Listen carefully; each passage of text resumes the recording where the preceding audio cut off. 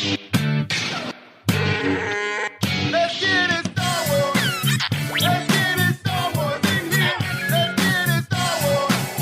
Let's get it Star Wars in here. A small rebel force has penetrated the shield and landed on Endor. This is where the fun begins. A long time ago, in a galaxy far, far away. This is Rebel Force Radio, your source for the Force. Star Wars news and commentary With Jason Swank and Jimmy Mack. I've seen Star Wars 500 times. Star Wars #1! This station is now the ultimate power in the universe. I suggest we use it. Now it's time for Rebel Force Radio. We would be honored if you would join us. Well, you just got to mix it up once in a while. You got to, and that's what we're doing right here this week on Rebel Force Radio. So for those of you listening to this on podcast, you may not know, but this very program was recorded and is being streamed live to our Patreon supporters. Now we're doing a Patreon exclusive live stream. Just one more reason why. You got to check us out on Patreon. We've got various levels to fit just about every budget. $1 gets you in the door, $1, and you're listening to Rebel Force Radio live on this very special live stream. We've got our official call screener, Tyler Page, is here. He's going to be screening calls. These calls are just coming in from Patreon supporters. So this stream is just going out to Patreon supporters. Just Patreon supporters going to call in on the program. So this is all about you and your support of us here at Rebel Force Radio. And as grateful as we are for all of our listeners, of course, our Patreon supporters hold a very special place in our hearts. So yes, Tyler will be manning the switchboard exclusively for RFR Patreon supporters. We do have some news we'll catch you up on. We've got some Star Wars and pop culture coming up. So in that sense, it's going to be a traditional RFR podcast, but we'll have lots of calls and interaction with, as I said, our wonderful Patreon supporters. And I'm not the only one excited for this. I know one guy that is very excited to be hanging out with you all tonight. That is, of course, my good friend and yours from Chicago, Jimmy Mack. Hey, Jason. Hey, Star Wars fans. Glad to be live streaming on Patreon tonight. I threatened you guys with this, and darn it, I'm gonna keep my word. And we have some things we want to talk about, but we want to hear from you guys. We want to talk about anything Star Wars that you guys want to talk about. Ahsoka, upcoming series and films, the original trilogy, prequels, sequels, animation, comics, even recent RFR episodes that had you screaming at your speaker, or I guess a lot of people listen with the AirPods in, so they just they just scream out into the thin air, you know? Right. You idiots! Yeah. Were you watching the same thing I was watching? See, these are the things I'm yelling during the show, quite honestly. And I assume many of you in the listening audience are as well. So this is your chance to make yourself, put your footprint on the show. And we're happy to talk to any and all Patreon callers. You know, usually this is a privilege only allowed to RFR VIPs, who get to host their own show with me every week, RFR Q&A. Well, now we're opening it up to everyone. So everyone in our Patreon audience is a VIP for this show. Well, they have the opportunity to be a VIP if they call, and they get through Tyler Page, the call screener. So welcome back, Tyler. Good to see you. Hey, boys. Always a listener favorite here. Yeah, it's good to be back. You know, it's been a long month or so. So I'm ready to get Tyler's back to the call. Really, waiting. Tyler, you're way too excitable tonight. Just dial it down a little bit. After all those months of staring at the switchboard that was completely non-blinking. Yeah, Tyler's never left this position right here. He's been there ever since the last Ahsoka after show, and he's just waiting. That's why the beard grows so long. He's like the Grail Knight in Last Crusade. I said to Tyler, I said, well, don't be surprised if we swing back to you a couple times more often than usual because, you know, this is all about RFR Patreons and getting feedback. And, you know, we want Tyler to be able to weigh in on some of the stuff we'll be talking about it. But as you said, Jim, there is stuff to talk about. We've had, obviously, the Ahsoka after show. And, you know, I've seen this stuff online a lot where people will go on social media and they'll be like, ask me anything. Ask me anything. I'm going to be sitting here for the next half hour. We're going to be here for the next couple hours. So this is your opportunity to ask us anything. There's no hierarchy here tonight. This is all democratic. Everybody as an individual gets their voice and they can come on the program. All right. Slow down, Skippy, because last week you turned the show over to Kevin Lyle, and I felt like my stomach come up through my throat when you said it's your show, Kevin. And I meant like, for the trivia portion. For the trivia portion. He is gonna abuse that. And was I wrong? No. He did a great job last week too. I told Kevin, I'm like, yeah, you really came through for us last week, because he did, you know. He did all those questions. That was a lot of fun. You know, yeah. We could have just opened up a box of Star Wars Trivial Pursuit and pulled cards, but it's nice to have Kevin there, taking occasional bullets if necessary. Well, that's true. Yeah, the Trivial Pursuit cards can't do that. We can't lay the blame at the Trivial Pursuit cards like we can with Kevin. No, we can't, nor will the Trivial Pursuit cards give us a code for $50 savings at Norse Legion, which Kevin has given to our champion, our trivia champion, Kid Blake. Mm-hmm. So that's great. So check out Norse Legion. You can find them online. You find them on Facebook. They have their own website. Check it out. Lots of really great Star Wars T-shirts and drinkware and all kind of things from the mind of Kevin Lyle. And he comes up with some really creative things. He's very tastefully done a lot of his wares over there at Norse Legion. So check it out. It's Star Wars stuff you can't find anywhere else. Yeah, he does a great job mashing up different IPs together. It's a lot of, you know, he did the Skywalker Rises in Ohio artwork for us with the, you know, the iconic O from the Ohio State, and mixed it up with Star Wars. Very cool. Love his stuff. He's a hell of an artist too. I think one of the absolute best out there doing real portraits of Star Wars characters. But, well, let's kick things off with a little listener feedback. How about that? You must contact me. Play back the entire message. What message? Message after the message. The Emperor commands you to make contact with him. It's a trick. Send no reply.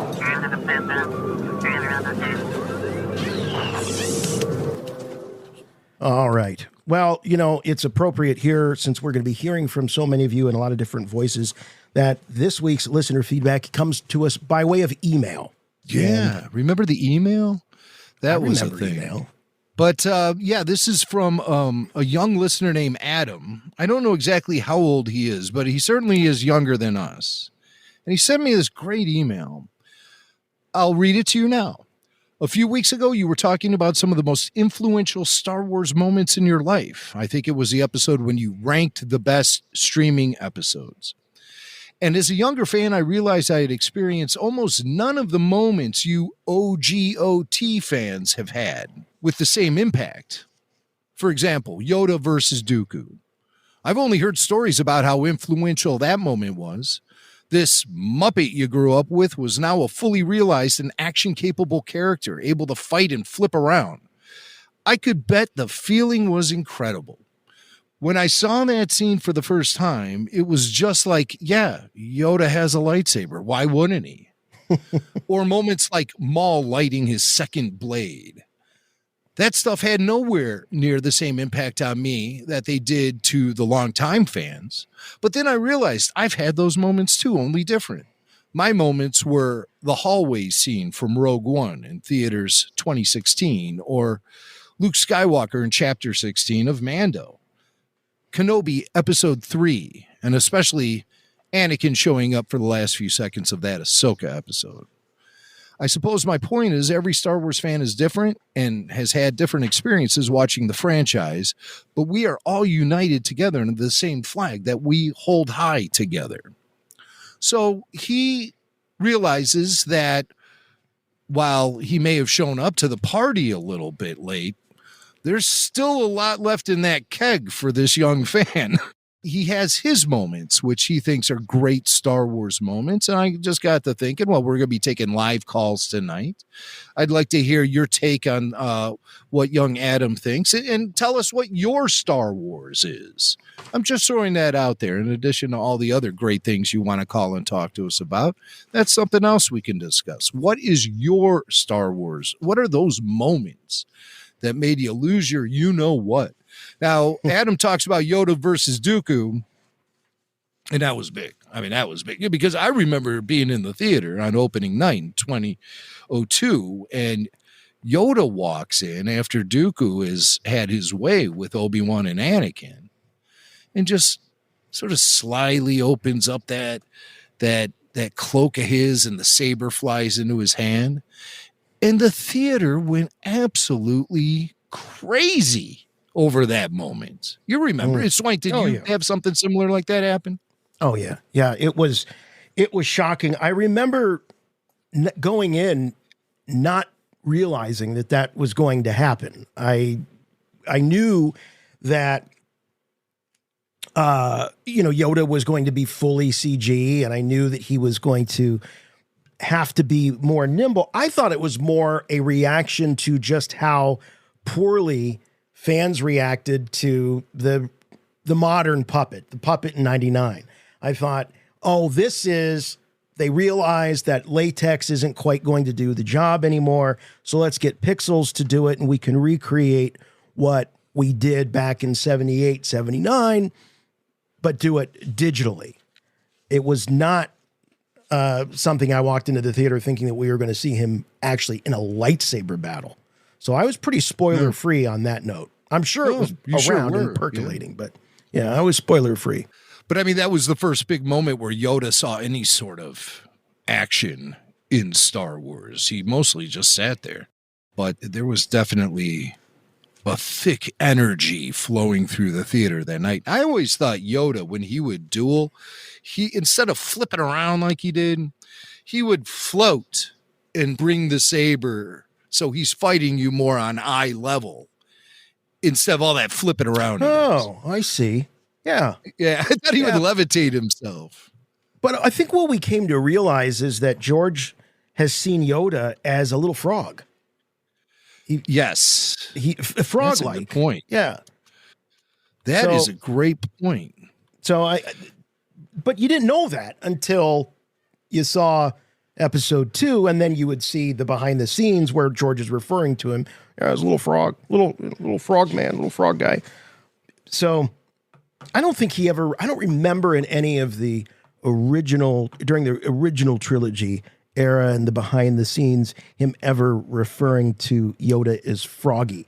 I think he came to this realization when he started to imagine what Yoda's fighting style might look like.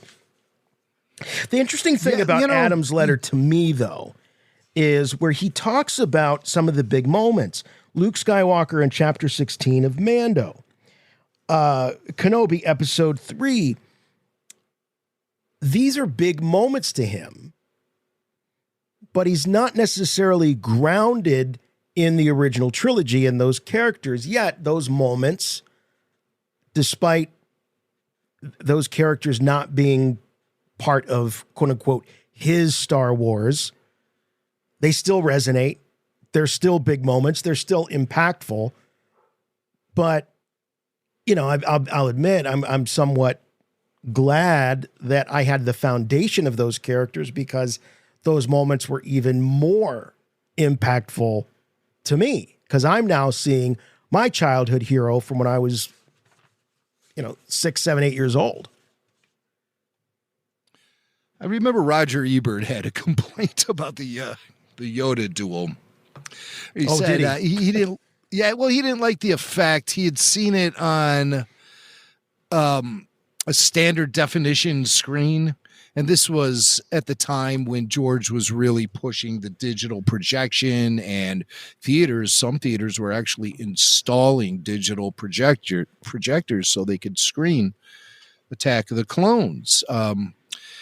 And I remember Roger was upset. He saw an analog version of the film, and it just felt like Yoda was a green blob flying around on the screen, and he couldn't make heads or tails of it.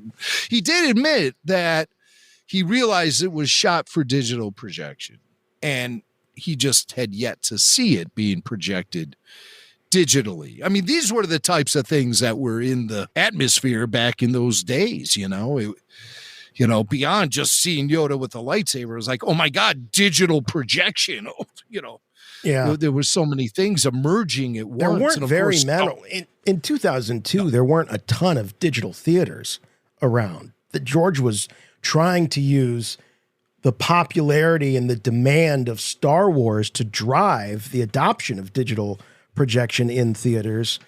I don't remember feeling particularly disappointed in the look of the film, even though I don't think at that time I was seeing it if Roger Ebert wasn't seeing it in a digital theater, it's very unlikely that I was.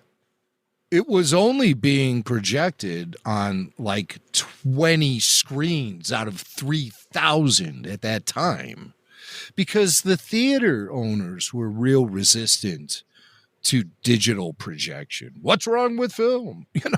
We have everything we need for film here. You're telling us we have to drop all this money on a digital projector? Now everything's done digitally. Right. But this is back in the day of screening film. Well, you also had the projectionists union. Being a film projectionist is a trade that goes back a long time. And that, we're still sort of feeling the ramifications with some of that as film projectionists in traditional film projection becomes much more of a boutique niche kind of thing, because now everything comes in. You don't even have discs anymore to movie theaters. They're beaming films and essentially streaming them in some cases. So it's about hitting play. I would imagine that outside of repair work and maintenance on these projectors and players and all of that, just getting the movie to start is probably not that complicated. Yeah.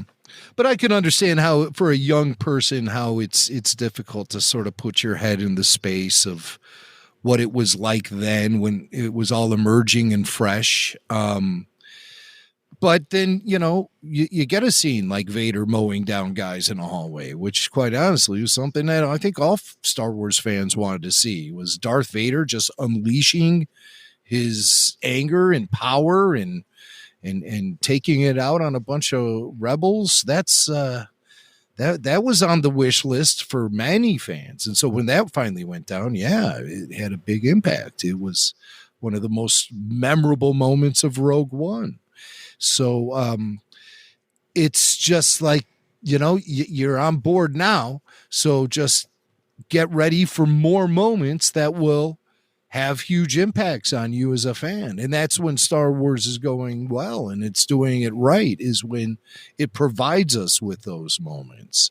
And I don't see any reason why Star Wars won't continue to contribute to those feels as the franchise continues. Now, Darth Maul lighting his saber, that was in the trailer.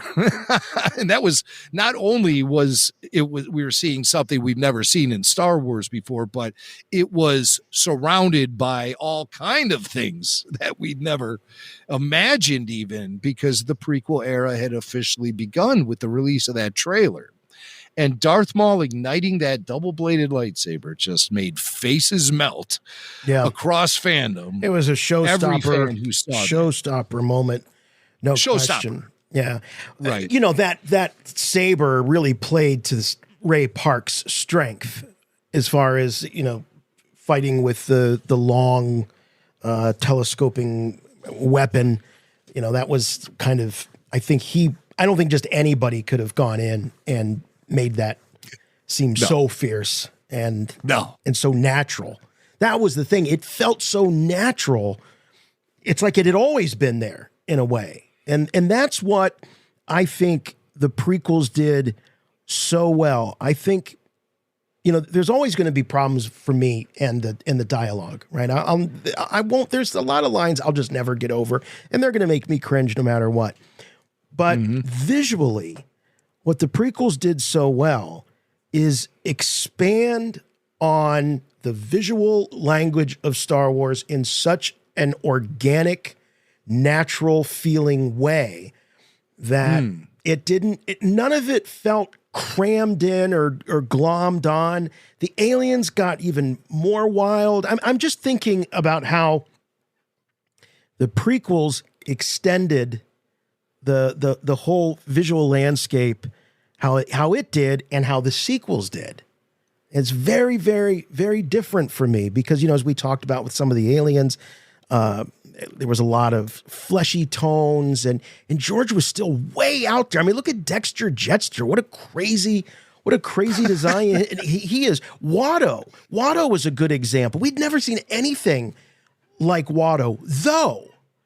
If you were to, you could still imagine, here's the difference. We'd never seen Watto before, but once you saw Watto, you could imagine him flying around in the cantina. You would not be surprised if you saw him flying around. He fits right in, is what you're saying. Yeah. He fits right in, exactly. So that's something it reminded me when we were talking about the Maul lightsaber and just how natural it felt and like it had always been there.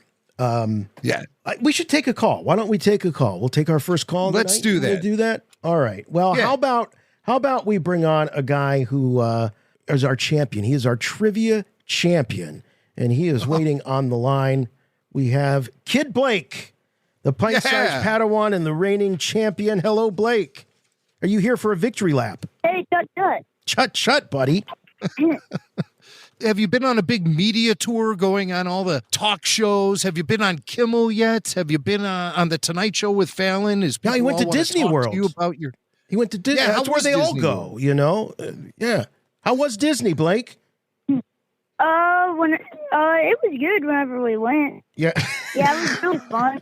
See, Blake's too young. Blake's too young to realize the reference here. Back when I was a kid, they would always run these. I think it was it Pepsi or Coke? One of the big soda companies would do the commercial after the Super Bowl, and they would run up to the quarterback of the winning team and say, "Tom Brady, back then it was like Joe Montana, Jim McMahon, you just won the Super Bowl. Where are you going now?" "I'm going to Disney World." So that's what Patrick Mahomes did in the Super Bowl. Are they still doing that? Maybe they're still doing it. Yeah. Perfect. Yeah, he went to Disney World whenever he won. He said, good for him. Going to Disney World. So that's what we were talking about. Nothing like explaining jokes. So Blake, the question that we were talking about. Now you're free to bring up whatever you want, but it was really about what do you feel is your Star Wars? And it's interesting because you proved with your trivia knowledge that you have a pretty wide breadth of understanding and retention and recall of really a lot of the Star Wars saga. But if Blake was on a deserted island and he could only take a few chapters of the saga with him, what would you take? A few chapters of the saga, like original trilogy? No, I don't mean it like that. But what would you take? Would you take the episode 3? Would you take the Ahsoka series? Would you take Mando seasons 1 and 2? Like, just think of it more like that. The big major entries into Star Wars storytelling. What would you take with you on that deserted island? Can't take it all. So three things. It could be 3. Like 3 things counting TV shows. Blake, you're not on trivia anymore. There's no wrong answers. Don't worry. This is all up to you. I'm trying to think of I'm kind of confused. So I get to pick. Yeah. 2-3 things that I bring to a deserted island. That's all I can watch for the rest of my life. Yes, that's exactly what I'm saying. Yes. Okay. Number 1 would probably have to be Empire Strikes Back. All right. Nice choice right out of the gate. Is one of my favorites. Classy. Okay. Classy. Second one probably be Revenge of the Sith. Oh. Revenge of the Sith. Okay. Probably be it. I should have known. We know that Blake is a Sith. We know his heart runs cold and his blade runs red. Okay. I see where this is going. The Empire wins. Revenge of the Sith, Darth Vader is born, the Jedi are going into exile. Any more uplifting chapters in the Star Wars saga you want to take on your island, Blake? Uplifting? Like ones that good guys win? Because that's what you're saying. That's probably not going to make it. That is what I'm saying. I hate it when in A New Hope, Return of the Jedi, the Empire has the potential to win, but they don't use their potential. Which that's like, I always hate it whenever my favorite character loses, like Darth Vader. Whenever the rebels, the Jedi, they all get away and stuff like that. Oh, I don't like it whenever that happens. You hate that. Because I like whenever the bad guys win, because it's cool, it's awesome, it's dramatic. Gives it a bigger effect for the next movie to see what's going to happen, or TV show, the next episode. Because it leaves you on a big cliffhanger, like an Empire, whenever the Empire wins. Right. They get Han and Carbonite, all that. Well, has any of the more recent Star Wars given you those big kind of cliffhanger moments where the bad guys seem to be on top? The Force Awakens, it wasn't fully on, like the bad guys didn't win. Yeah, I get that, but it was like, I like The Force Awakens. Some people don't like The Force Awakens. Some people just hate the sequels in general. But Force Awakens has a special place in my heart because that was the first ever Star Wars movie I saw in the theaters. Well, and that will always be special to you no matter what. How old were you, Blake, when you saw it? I was about 20. It was released in like 2017, right? It was Force Awakens. 15. Yeah. I think he was about 5 years old. 2015. Yeah, because I think you were about the same age, maybe just a little younger than I was when I saw Return of the Jedi in the theater, and it was. Yeah, I was like 4 or 5. Yeah, I have such vivid memories of every time I saw it in the theater that summer, and then when it was re-released, I believe they did a re-release later that same year or the next spring. I remember when it came back to the theaters for one last time, Return of the Jedi, and that was before it went to home video and stuff. But I remember every single one of those. So, all right, man. Well, those are great answers. How about you throw out a topic? What would you like to hear people discuss this week on Rebel Force Radio? Anything in particular? I want I need some people's answers. So ever since I've been calling in the RFR and stuff like that, my friends at school, they hear me on it and stuff like that because they'll watch it, but they have no idea like what I'm talking about, but they want to hear what it is. And stuff like that. Okay. And so since the trivia question against FJ trivia contest, one of my friends are trying to get into Star Wars. Like in class last week on Friday, our teacher, she was playing The Mandalorian because that's what they all said they wanted to watch was The Mandalorian. So I need to know what the best way to start to get someone to watch Star Wars, counting the TV shows and all that. Okay. Like what order should it be in? All right. That's a great question. Yeah, we'll put that out to everybody. But I'll tell you, Blake, I find a lot of young kids get into Star Wars nowadays through the Lego Star Wars video games. They start playing that and they enjoy it so much they want to learn more about Star Wars. So they'll search out the movies and films. But I like what you're saying, that your classmates, all your little buddies there at school heard about your appearance here on the big Duel of the Fates trivia showdown last week, and now it's opening up their minds. Hey, maybe the Star Wars thing is something I should be checking out. So you're doing a good job out there, Blake. You're saying it loud, saying it proud, and you're bringing more people over to the fan base, which is always good for Star Wars and great for Rebel Force Radio. So you keep recruiting young Star Wars fans, and we'll keep podcasting. Yeah, see, because they'll join in on the after shows, they'll watch it live, they'll listen to all the stuff that uploads on YouTube, but, they don't have Patreon because they can't have it. Yeah.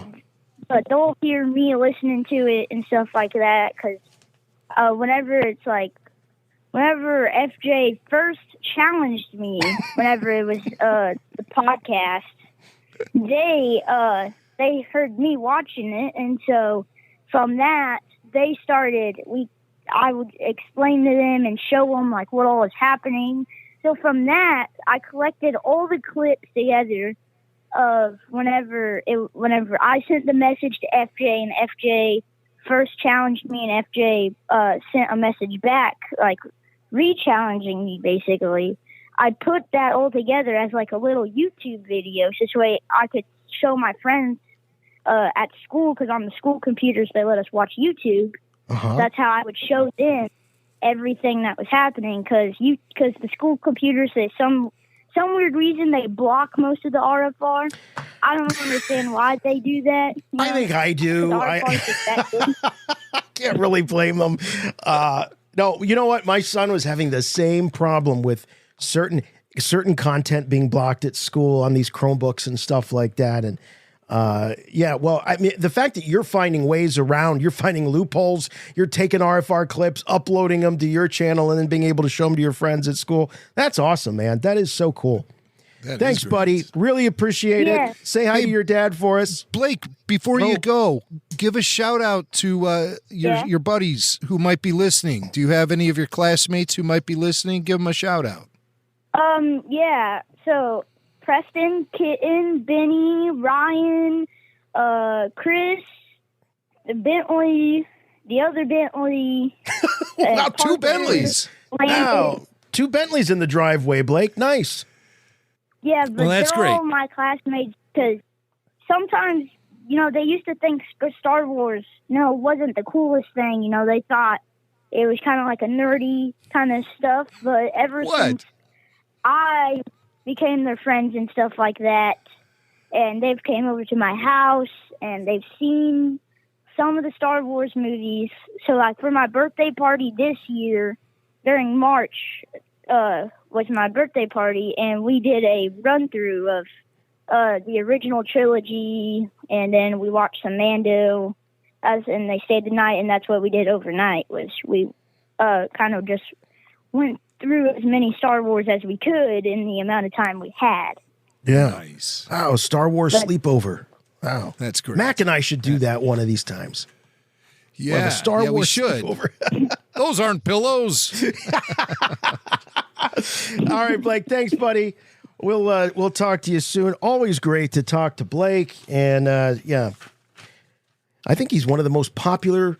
We talk about Grogu being one of the most popular Star Wars characters to emerge. I think Blake's one of the most popular RFR characters to ever emerge from our podcast. And why not? Great kid. And I love it. So much fun. We do have a couple of headlines. What, you want to do those?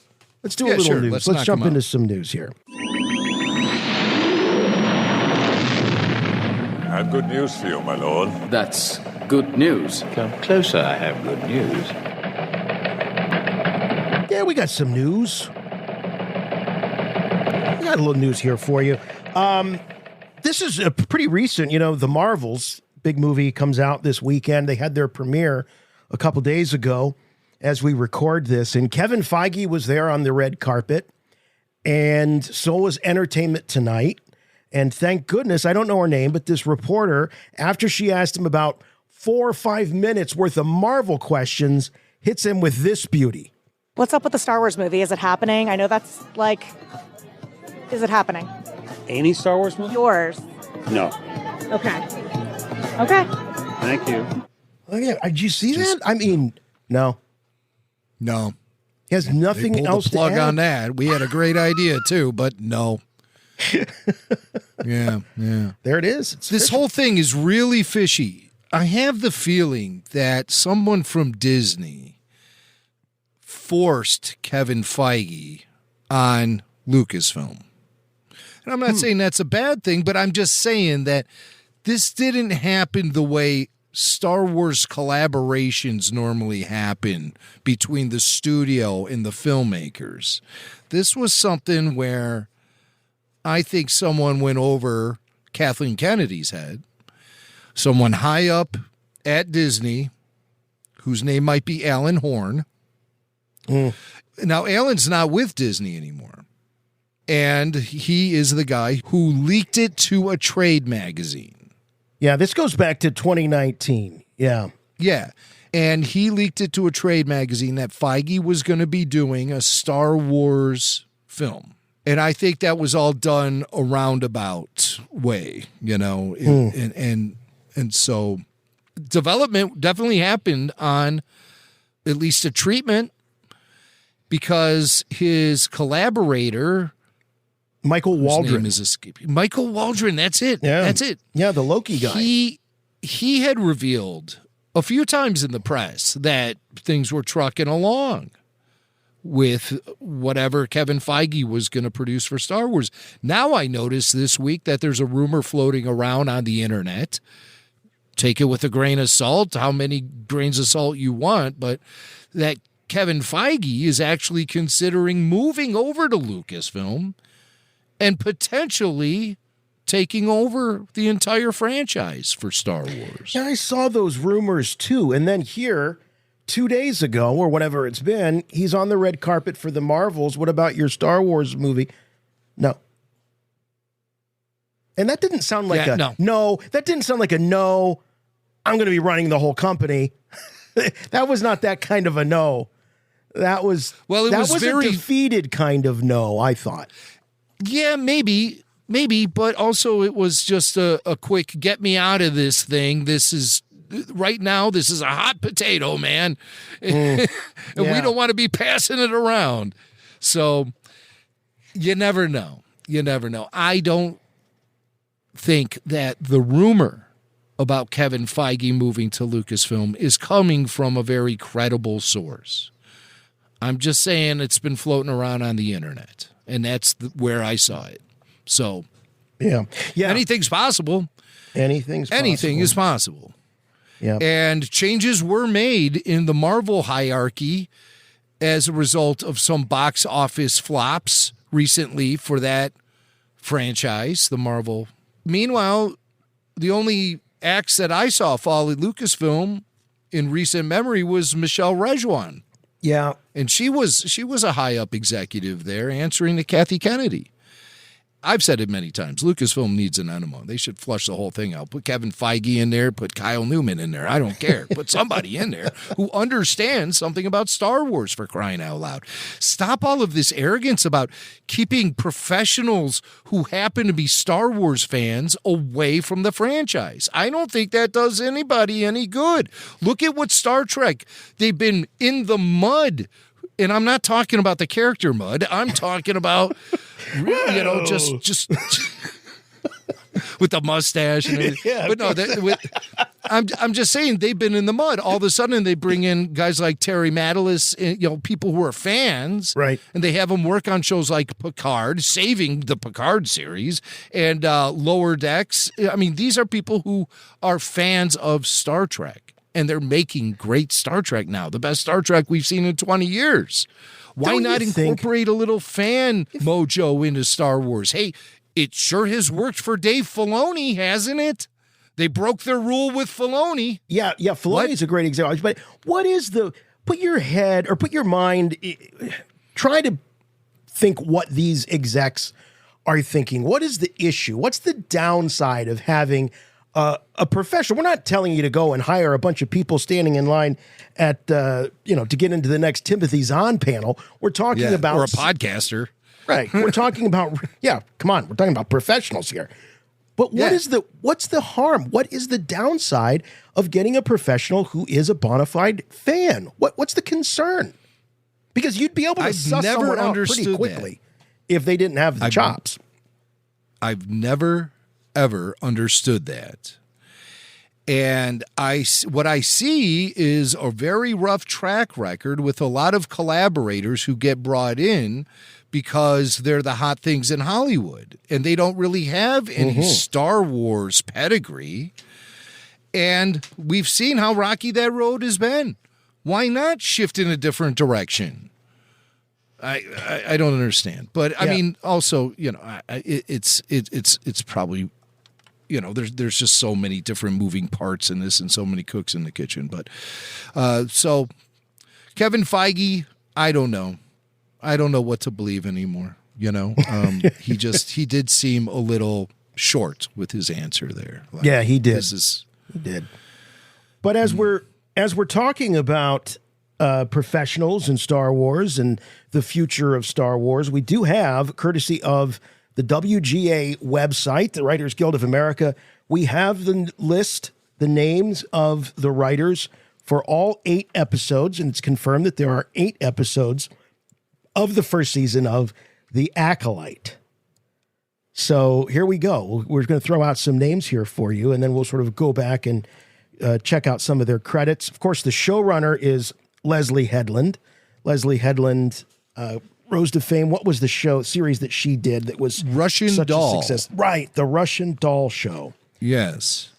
And she did some other things too. Wasn't she also, she was with Harvey Weinstein, I believe. She was his personal assistant at one point. Right. Mm-hmm. Yeah.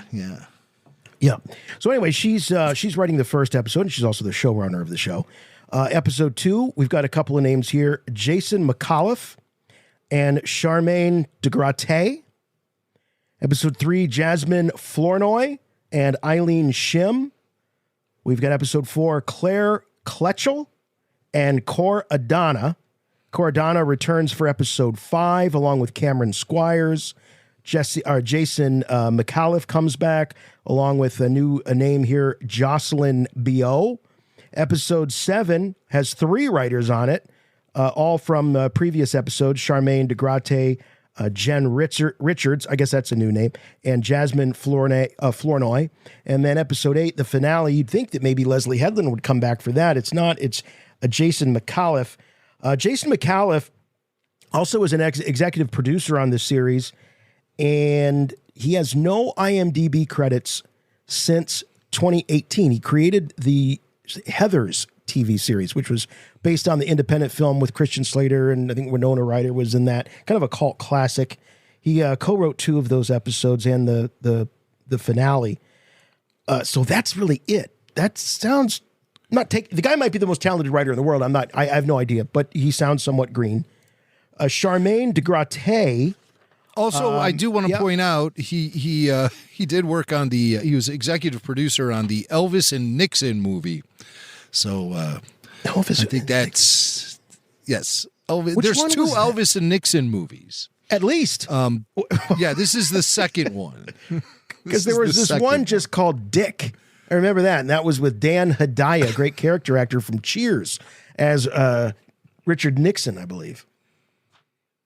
So which one was this? Elvis and Nixon. This is just called Elvis and Nixon. It came out in 2016. And so, this guy, he's one of the top dogs over at Acolyte, Jason McAuliffe. And you're right, he doesn't really have any credits outside of working on the Heathers show, which he actually created for television and was a writer on. And he worked on that throughout 2018. And then, look at the timeline here in 2019. There may have been some development of the Acolyte going on. Then 2020 happened with the pandemic and everything got shut down. We heard about the Acolyte for the first time at the end of 2020 when Kathleen Kennedy made her big Investors Day presentation and announced all kind of things.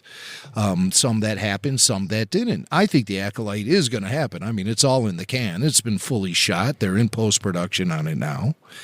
And we'll be seeing that at some point in 2024. And it's going to be interesting because there's a lot of blue sky in front of the Acolyte. There's, we won't be holding it to certain standards we hold other Star Wars to because it's not weighed down by the mythology. Yes. It definitely has a lot more runway than any of the other series that we've seen. Though, since The Mandalorian. It is going to connect the High Republic era to the prequel era in some fashion. It's going to lay that track. But you're right. We're still dealing with what, 100 years, maybe more than that between the two. I don't know. But this is the end of the High Republic. And then, yeah, we're going to see that transition and maybe the rise of the Sith coming out of Acolyte, the rule of two, and maybe all of that then eventually leads to Plagueis and Palpatine. That would be great. I would love that. Jim, we are getting some breaking news here by way of one of our listeners, John David. He says, "Oh, shnikes, the strike might be over. News broke 45 minutes ago." So, John, or anyone else in the chat, if you get confirmation of that, let us know. That would be wonderful news. I know that the studios were getting ready to give their sort of best and, as they were calling it, best and final offer to get this strike over with. I got the information here. You got it here? Yeah, from Variety, headline, SAG-AFTRA approves deal to end historic strike. SAG-AFTRA negotiators have approved a tentative agreement that will end the longest actors' strike against the film and TV studios in Hollywood history. In an announcement Wednesday, the union said the 118-day strike would officially end at 12:01 a.m. on Thursday. So they've reached an agreement. The two sides, I know that over the weekend, the studios gave them their best and final offer was presented to the union. Early word was that the union was largely rejecting what the studio was offering. So via negotiation and maybe some backbending, we have a deal finally. So that's great news for us Star Wars fans who have been thirsting for information about Skeleton Crew. How about a release date? That would be nice. How about some trailers and some hype that we can sink our teeth into and give us some things to speculate about this series before it begins? Well, now we might be getting it. The strike will be over.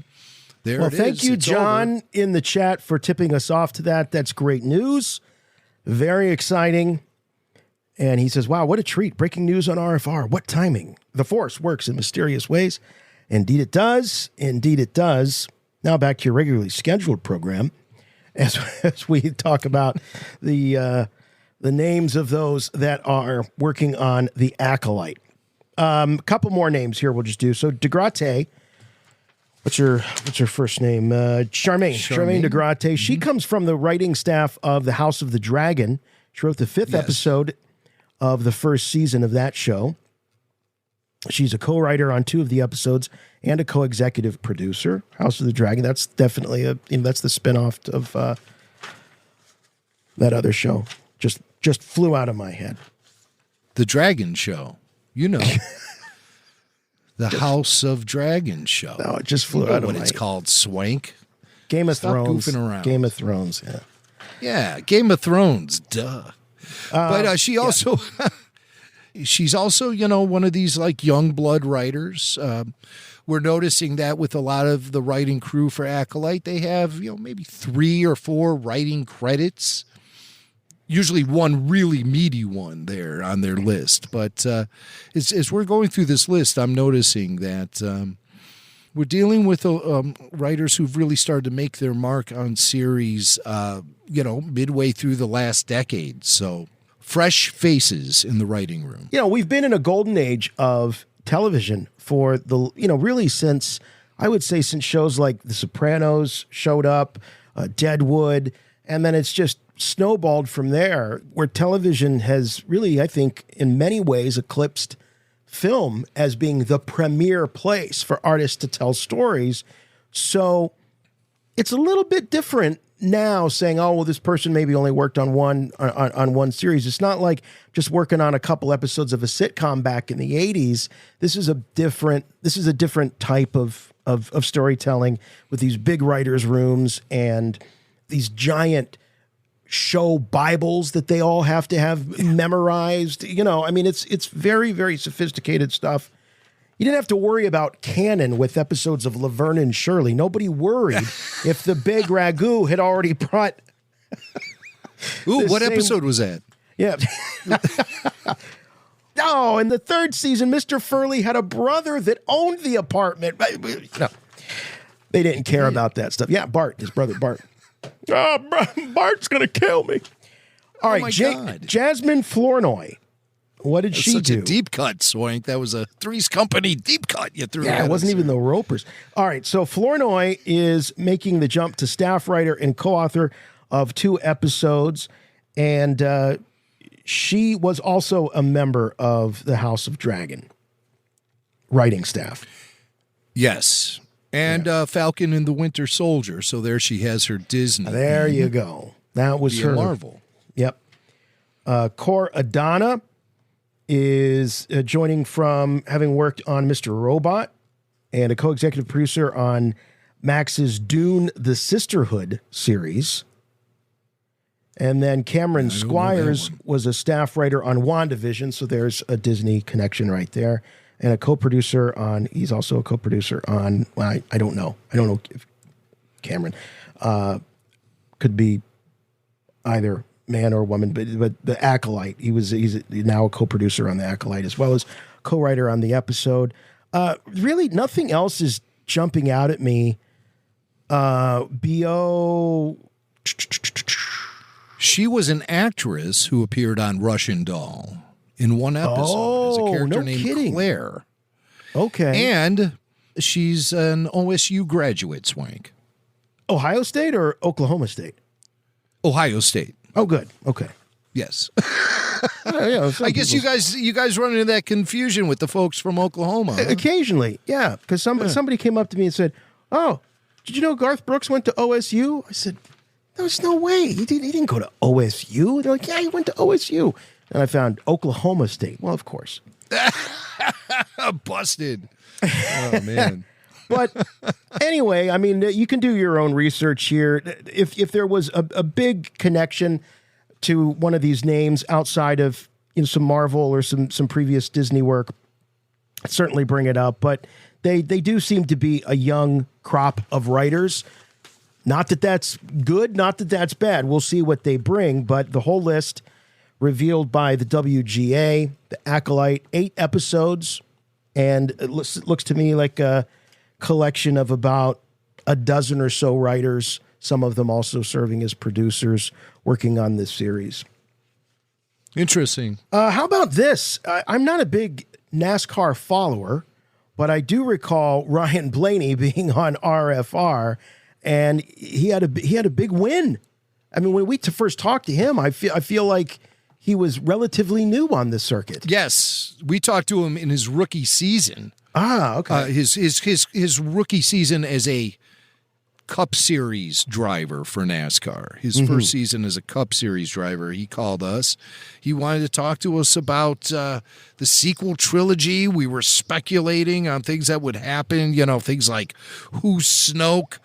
Is Rey a Skywalker? These were the things we're talking with Ryan Blaney about. And Ryan's a big Star Wars fan. And he even has a Darth Vader tattoo on his thigh. And he had a great season this year. As a result, he was the 2023 NASCAR Cup champion. That became official on Sunday following the race in Phoenix. And I thought it was just great because I've been pulling for Ryan ever since we had him on the show.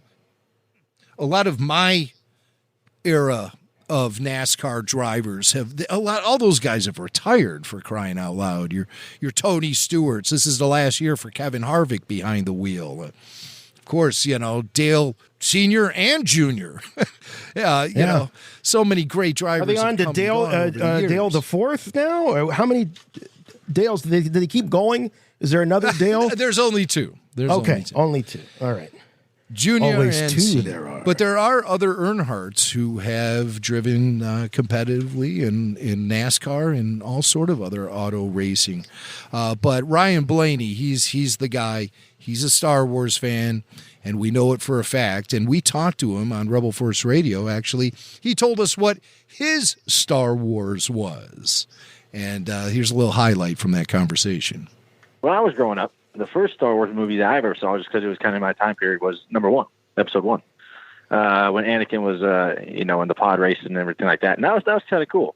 I really enjoyed watching that scene just because I was young and it's something neat to me. And I raced, and they had racing on here, and I was intrigued with the Star Wars movies. And I was at a young age at that time when I saw that, and I believe me and my mom went. Yeah. My mother took me. She was always taking me to movies when I was younger, and she would enjoy taking me if I begged her enough. But he was giving me a hard time about like in episode 1. You got to know it's the time I grew up. People kind of dog on it pretty bad just because Jar Jar and things like that. But you have to admit that it has one of the best lightsaber battles ever. Absolutely. With Qui-Gon and Obi-Wan and then Darth Maul. Darth Maul is one of my favorite dark side characters. And it's one of the coolest battles. And I thought they did a great job of that. That's one of the reasons why it's at pretty high up on my list. You're in a safe place here because we're not going to judge you. We're not going to judge you. It's all Star Wars to us. Yeah, there's so many judgmental people out there. I just enjoy the franchise.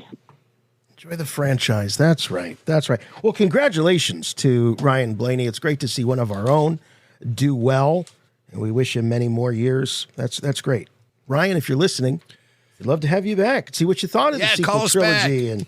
And so much has happened since we spoke to him. So much. Take us out for a few laps. Me and Swank. Jason would be ill after one lap. Pull over. I don't know that I would I don't know if I get through one lap. I tell you that. Hey, someone at the top of the show mentioned in the chat, I think it might have been Peter Beiser. Hey, will they talk Bond? Can we do some Bond talk? Well, we'll talk a little bit of Bond because we just dropped a new episode of Bondcast. So if you're a fan of the James Bond franchise, you should check it out. We just do it for fun. But of course, you can't just do things for fun when you're working with Jimmy Mack. He's got to bring the professional edge. And so he certainly has with the For Your Ears Only spinoff of the Bondcast, where you're looking at all of the great soundtracks and fantastic music that goes into James Bond. And Mac, you just dropped the one for License to Kill. Me and Laird Malamed, who is a 007 soundtrack expert, he joined me and we discussed the final feature to have Timothy Dalton stars the role of James Bond. And legendary 007 composer John Barry was not the composer for the franchise anymore as of this film. And so they brought in Michael Kamen, who has a lot of rock connections with just little acts like Eric Clapton and Pink Floyd, guys like that. And he was brought in to do a Bond soundtrack. I thought it was a pretty damn good soundtrack he did for License to Kill too. Ample usage of the Bond theme song, which is something that I really require in a Bond movie. That's the oxygen of 007. And me and Laird talk about License to Kill on For Your Ears Only. That's an episode of Bondcast. It's kind of a spin-off of Bondcast, but still part of the proper Bondcast empire. Yeah, is it an empire? Is Bondcast an empire? Right now it's a podcast feed. Soon to be an empire, but check it out. I tend to use hyperbole. Hyperbole. You can hyperbole listen to it on at rebelforceradio.com. You just search for it. Well, you can search for it, or you can just go to the podcast tab, and you'll see all of the podcasts. And you keep scrolling down, you will see other podcasts that aren't Star Wars related, and Bondcast is one of them, and you can check it out right there. And so if Bond is one of those storied franchises that intimidates you because there's so much history and whatnot, we break it all down. You can just go ahead and start with the first movie, and we do not pretend to be the end-all, be-all experts of Bond. That's what actually makes the conversation fun, because we're not just Wikipedia articling our way through it. We're just three guys, me, Mac, our buddy Jonathan Wilkins, and he's from the UK, and so you get that little touch of class and that accent that really helps when you're talking about Bond, as Jonathan says. But it's just a lot of fun, and so we invite you to check it out. But Laird is dead serious about this Bond music. He really is an expert when it comes to that stuff. He's scholarly about it almost. Right. Almost scholarly. Yeah. And always a great listen. He comes to the show very prepared, full of great behind-the-scenes info, and he always impresses me with his knowledge. So check it out. It's Bondcast. It's on its own feed, but you can find all the episodes at rebelforceradio.com. But if you're, playing around with your iTunes or whatever, just look up Bondcast, and you'll find every episode there. And we've been doing the show for like a dozen years, and we're just now getting to the Remington Steele era. The Pierce Brosnan era. Pierce Brosnan. What's his name? Have you seen the look that you he's can tell I got to do rocking my these homework days? before the next episode. He's got this mountain man look. He's got this huge mane of white hair and a big beard, like a Tyler beard almost. Yeah. That's how I'm going to do it. What? That's how I'm going to do it. So, we'll be getting to that Pierce Brosnan era pretty soon. Maybe we can even knock out a Bondcast sometime before Christmas. So that I would love to. I always get very Bondy around the Thanksgiving holiday because it's when those great marathons used to come on cable around the holidays. And of course, Bond has sort of owned the Thanksgiving holiday for many years. I think since GoldenEye is when they started coming out around Thanksgiving time. So it's that time. It's like the way the springtime makes you think about Star Wars. Though there's a lot of fans now that they think about Star Wars during the holidays because we've had so many holiday releases, and not just the films, but new seasons of The Mandalorian hitting around the holiday season. Mm-hmm. So, it's always a good time to enjoy some Star Wars. All right, let's take some more calls here. This looks to be like an old friend. I recognize his foul stench anywhere. Joining us from Wisconsin, is this Rich? Shut, Boyles. How you doing? Shut, man. Nice to hear from you. What's going on? Yeah, you guys have been talking about like what your Star Wars is and stuff, like special Star Wars memories. I would have to say, like, you guys and like my friends, that's my Star Wars. That's like the biggest part of my Star Wars. Reminiscing back to even, I remember back Fan Days 3, that's where we met Sheldon, and I was there, Shaz was there, and Schwab was there, Glenn was there, but in themes of the films, was there. Rich, in themes of the films, though, I mean, we want to stay, legitimate to our goal here. And when we talk about your Star Wars, we're not talking about your fandom. We're talking about those moments in the films that had a big impact on you. Yeah. For me, the biggest one has to be Return of the Jedi. That's the most nostalgic for me. The sail barge battle. That was it. Even though Empire's like all around my favorite, the most nostalgic and the one I cheer for each time is the sail barge scene. And I got to see that in a really unique way a couple months ago when I went on vacation to California. And they actually did Return of the Jedi in concert at the Hollywood Bowl there. Wow. And I saw it there. And that's a heck of a venue to see it. That was probably the best venue you could ever see it. And it was just by chance. My sister, brother-in-law, and I were hanging out at the Scum and Villainy Cantina, and we found out that it was playing that night, got tickets, and even carpooled with some people that we just met at the Cantina. Wow, I love that night. So that's awesome. Yeah, that's really. After the concert was over, you should have jumped in the car, drove up to the desert outside Yuma, and gone out and looked for some actual filming locations. Would have only taken you like 12 hours. Yeah. Yeah, see if you can find some of that that Sarlacc pit, some of that foam. I've got some. Oh, I have it. Hold on. Yeah, Jad Bean, old friend of the show, Jad. He sent us a care package many years ago with chunks of styrofoam. I think it's, I don't even know what the hell it is. Might be like insulation, something. Max got it right here. Years ago, like 15 years ago, we were at a convention. Wow. I think it was like Star Wars Celebration 4. Yeah. And this dude named Jad. Yeah, I just told him introduced that it was Jad. Right. Yeah. And he went out and searched out the filming locations for Return of the Jedi, where they had that Sarlacc pit, and he found these big, giant, like foam rubber tentacles and chopped them up and gave us each pieces of it. Here's mine, still in the bag that Jag gave up to me in. Yeah. But this is authentic pieces of the Sarlacc pit, preserved for your pleasure. and it's they're like foamy. It's disintegrating foam. Like Jason said, it's kind of like foam insulation.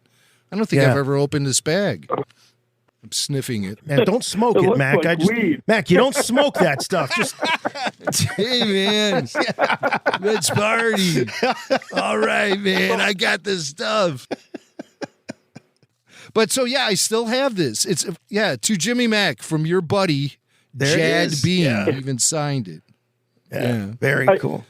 I hate to transition in this way, but speaking of the devil's lettuce, I remember a few months ago we were talking about, you interviewed somebody who was the guy who like built the giant joint that flew out during the Grateful Dead concert. Oh, didn't you guys interview somebody? And I was talking to Tyler, I was talking to Mock, because they got me into the Dead now, and I watched that nice concert, job, and I guys. saw the beginning of it. I'm like, what is that guy? Who is that guy? And we couldn't figure it out. So who is that? Who was that guy?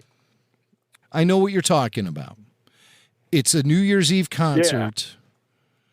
And it was happening, I think it was like way back when in San Francisco, when Bill Graham rode out into the audience. He was riding a giant joint. But then I think they replicated that moment at like a Dead and Company show a few years ago, where they had Jerry Garcia's daughter riding out on a similar thing, kind of as a tribute. And if that was the case, that would have been my buddy Sean House, who worked at the recently closed 3210 Studios in San Rafael, which is the former ILM Kerner facility. And Sean has had a connection with members of the Grateful Dead. He's built an instrument known as the Beam for their percussionist Mickey Hart. It's an iconic instrument that only Mickey plays. So I think that was Sean House, who is the guy who worked on that. And that would have been at 3210 Studios, the former ILM. Okay, yeah, because Tyler sent me a video of the original concert, and I saw the guy flying out on the joint, and I'm like, that sounds familiar. I know I heard about something like that. All right. Well, thanks, Rich. Appreciate it. Thanks for the call, buddy.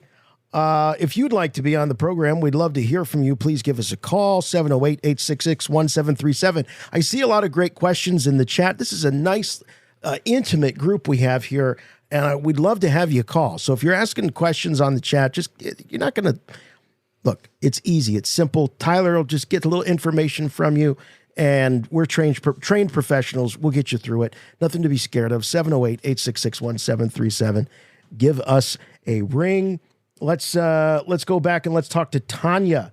Tanya's calling in from San Diego. Hello, Tanya. You're on with RFR on this very special Patreon-only live stream. Hey, Chut. Thanks for having me. Yes, of course. So I wanted to point out, not in a bad way, but we are rapidly approaching the 50th anniversary. It's only 3.5 years away. Oh, God. Yeah, so, I know. And I saw, the original Star Wars at the theater in 1977. I was 6 years old. And I'm very nostalgic, and I always think about what was going on in my childhood years when those first three movies came out. And I mean, my life was consumed with Star Wars, and not just my life, but all the kids at school.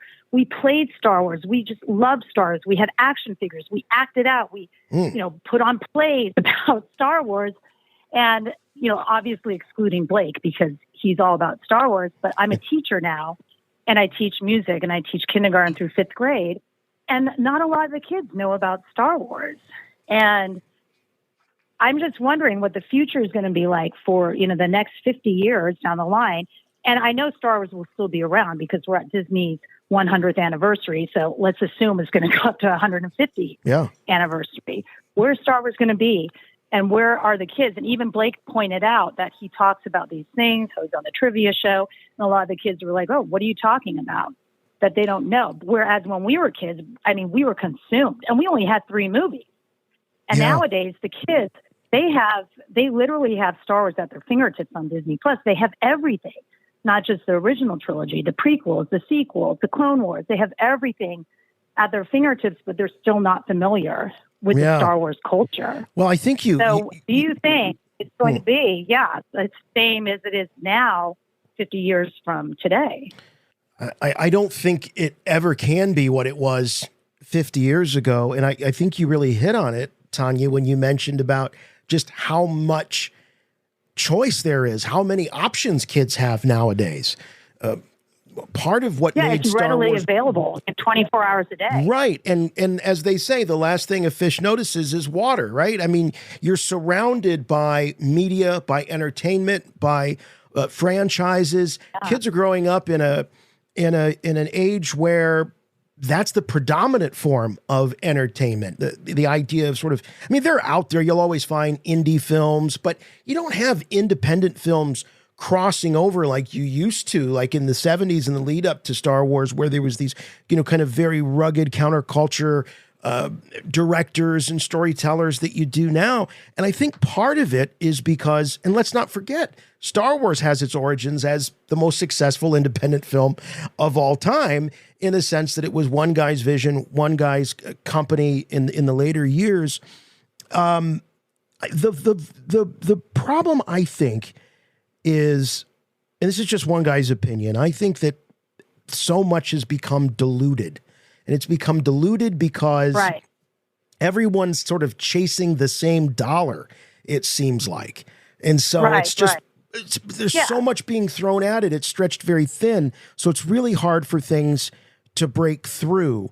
The other thing that Star Wars had the advantage of is being a first in a lot of categories. The first to show us that sort of used space, that used future kind of look.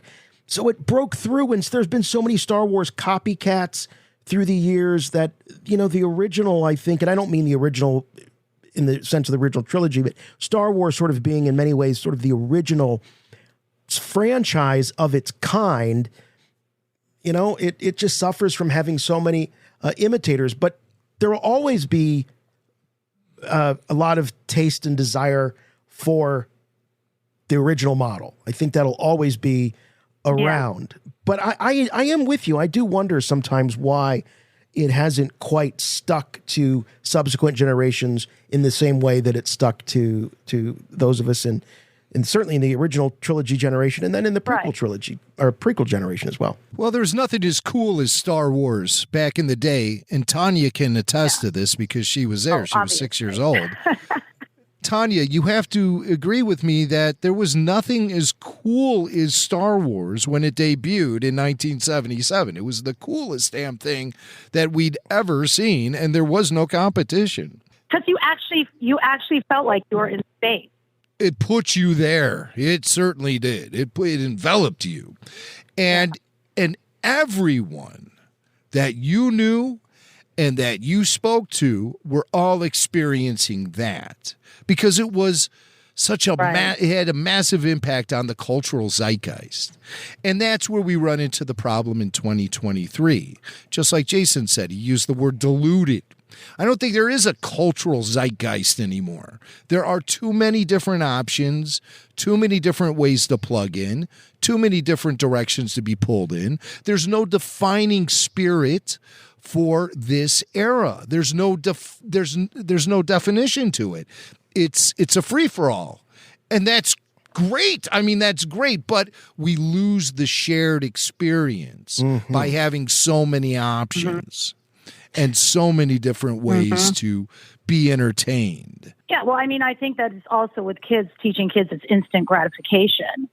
But I'm also saying, when we were kids, less Star Wars was more Star Wars. And now it's more Star Wars, less Star Wars for them. Tanya, I'm glad you said that because it goes right into what Dominique on the chat said.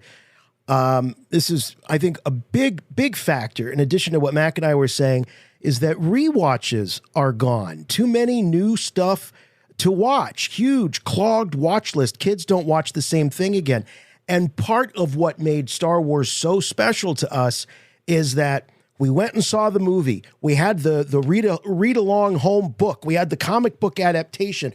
We couldn't watch it on streaming 3 months after it hit the theaters. We waited forever for it to come out on home video or go on to HBO or cable. And then when we got it, oh my God, like a bootleg copy you might have gotten when you were a kid, and you watched it and you rewatched it and you rewatched it, or maybe you were like Tim Zahn told us the story about recording the audio at the drive-in theater so you could just listen to the audio. We were so hungry for it. We were so desperate. We were like junkies, just give me a fix. Let me read these panels of the comic.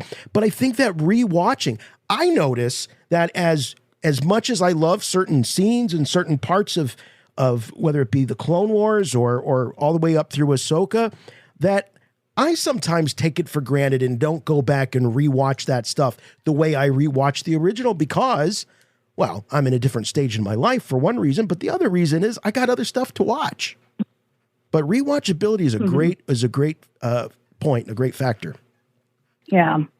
So Tanya, what are you so seeing? Much for taking well, I just wanted to ask, what are you seeing with what grade of kids do you teach in music?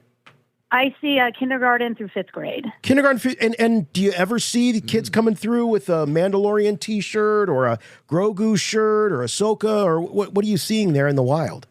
I teach at a private school, so they have uniforms. But I do know the kids who are kind of hard to prove that point. I do know the kids who are in the Star Wars culture, because I'll mention things when I'm teaching. Like, if we're learning, Rex, you mean Captain Rex, CT-7567. The kids are like, what? Some of the other kids will be like, I know what you're talking about. I know what you're talking about. So I know those individual students, who are into it. But recently we're doing a music study, and the first song I introduced in September was Cantina Band, right, from John Williams. Yeah. And a lot of kids have never heard it. And we have heard it, thousands of times, right? Oh, yeah. Dun, dun, dun, right. dun, dun, dun, dun. Of course. But a lot of the kids have never heard it before. Oh, we need people like you, Tanya, on the front lines fixing this problem. Thank God we have Tanya there shaping the youth. Yeah, you're shaping the future of Star Wars fandom. You and Blake. Yeah, you and Blake doing the Force's work out there. And your baby Yoda on your desk. It's awesome. Tanya, thanks so much for calling. Yeah. Great topic. Well, what's her Star Wars? Thank we you. have to ask her what wait a her minute. Star Wars What is your Star Wars? Okay, my favorite, I think, was when the first movie in A New Hope, before it was called A New Hope, of course, when Luke and Leia swoop over to the other side on the, what is it, not the grappling hook, but the... across the chasm. And he go over, across the chasm. That I thought was so freaking cool. Hey, it was cool. And that's taken from the great swashbucklers of all time. I mean, Robin Hood. I just thought that was insane. Yeah. That is a great moment. George Lucas really captured such cinematic flair with that brief moment. And Carrie Fisher always used to talk about how she was terrified to do it, but then right as soon as it was over, she's like, oh my God, that was so much fun. Let's do it again. But they would only allow them to do one take for fear that they might fall. And so thus, train wrecking the entire production. But Carrie was very nervous about doing it. But as soon as it was over, you know what a thrill seeker Carrie was. She wanted to do it again. Mac, I got a question for you. I saw online, I'm cruising around the YouTube, and I see an old buddy. We were on his show many years ago, the Junk Man on YouTube. He had a short out there that was talking about the trash compactor and how on the original Death Star playset, it was called, I believe they reference the trash compactor. And we as Star Wars fans have always called it the trash compactor. However, it's never referred to that in the film. It's called the garbage masher or the garbage smasher. And I was wondering if you had any memory of the first time you heard that scene referred to in any kind of official capacity as the trash compactor, or was it one of those contributions to canon that Kenner made by way of the toys? I thought it was an interesting question. Well, that's really very interesting. Was it one of the things that Kenner added to the lexicon? The lexicon, the nomenclature. Yeah, that's a great observation. True, they don't refer to it as the trash compactor in the film.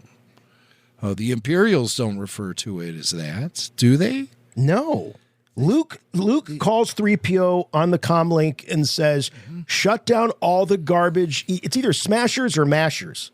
Shut down all the garbage smashers on the detention levels. Shut them all down, And then I'm thinking there's a reference to it when Han blasts the little door or the little whatever it is, and I don't get in there. I don't care what you smell. I don't think he refers it to the trash compactor. No, he doesn't say. I think they said shoot, like get down the chute or something. Now, a trash compactor as a home appliance, has been something that's been around since at least the 70s, And I think people call it, when it's used commercially, it's referred to as a trash compactor.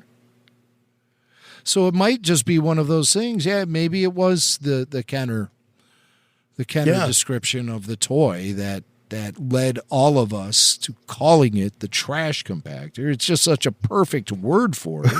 Right, but you would think if they were basing it off of anything in the script, they would have labeled that feature on the Death Star playset as the garbage smasher. Now, perhaps in the script, it's referred to as a trash compactor, just that could as be. far as being a descriptive term and not a piece of dialogue. Oh, Dominique back with the answer. Into the garbage chute, Flyboy. That's from Leia. So garbage chute. That's a good one. And garbage smasher. Chute. And smasher. Shoot and smasher. But I don't know. I'm digging deep into the recesses of my Star Wars mind. George Lucas referred to the scene as happening interior Death Star garbage room. So there's another way of looking at it. It's the garbage room. Yeah, it's a garbage room. Now, Louis, trash compactor. Louis comes here and he says, yes, it was Kenner. They had a Micro Machines Death Star compactor playset. The Micro Collection came out, I will say, Louis, after the vintage Death Star for the 3 3/4 inch line. I believe the Micro Collection came out during the Empire run of toys.